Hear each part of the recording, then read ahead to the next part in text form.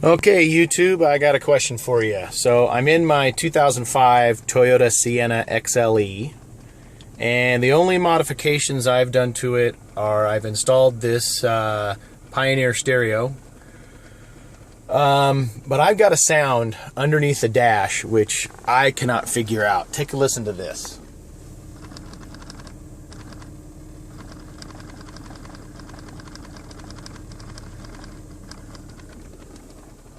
Anybody have a clue on that? It sounds like water gurgling through something.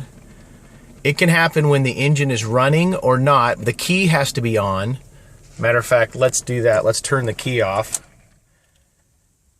And then turn the engine back to on, but the engine's not running. 0 RPMs. But listen. So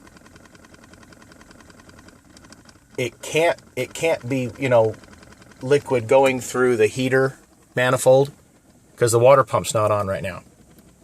It's got to be something electric.